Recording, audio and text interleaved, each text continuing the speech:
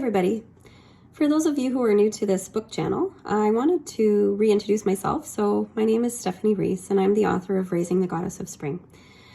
While the book is a guide for parents raising children with rare chromosome disorders, one of the things that I do include in the book is an entire chapter on reproductive considerations for people who carry chromosome differences like myself.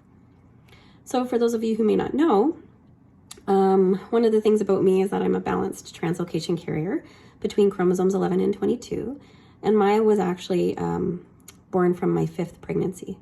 So my first 4 pregnancies ended before 12 weeks. The first one was, the baby was identified on an ultrasound as having passed, and my subsequent 3 pregnancies ended the same way. So one of the most profound and difficult decisions I've ever made in my life was tying my tubes when a couple of months after I received my diagnosis and Maya's diagnosis. I didn't feel that I could have another child like Maya. I didn't feel that I could face more miscarriages, and I didn't think that I could abort a child. So those were all very personal considerations that I had to think about as I was trying to decide, along with my husband, of course, how we would continue to build a family. So while we had Maya, we also really wanted to be grandparents one day, and that was something that was never going to happen. And so I really thought it was important to have a chapter in the book that included not only my experience, but the experience of other families as well, and what they've gone through, and the decisions that they've made, because everyone will make a different decision based on your own beliefs and values and personal experience. So there's an entire chapter dedicated to that, and talking about the different issues and the ways to build families. So for my family, we were grateful to have learned about adoption. Jada and Jackson are our 2 younger children. Jada was brought into our lives in 2005 as a little 11-month-old girl that we brought home from China. And Jackson was brought home in 2008 from China as well, and he was 2.5. So I was 35 and 39, almost 40, when we adopted our 2 younger children.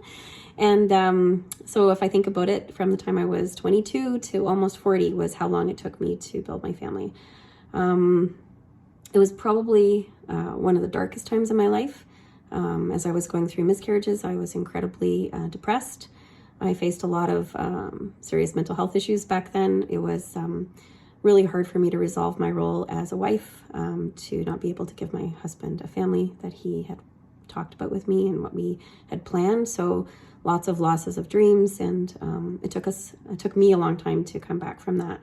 And I felt like I really didn't have a lot of support or anyone to talk to. I didn't know about any other carriers at the time, and I made my decisions in 1995, that is, based on the best information I had at the time. So there's lots of new great ways to build families, and I talk about some of that in the book. I'm grateful for how my life turned out. If I hadn't had Maya and I wasn't a balanced carrier, I wouldn't have the 2 most amazing younger children as well. They've brought so much to our lives, and I'll never think that I should have done anything differently. But everyone's life and journey to building a family is going to look different. So I talk about a lot of those experiences of my own, other parents, and what that might look like for you in my book. So if you'd like to check that out, Chapter 10, Raising the Goddess of Spring, it's available on most Amazon platforms.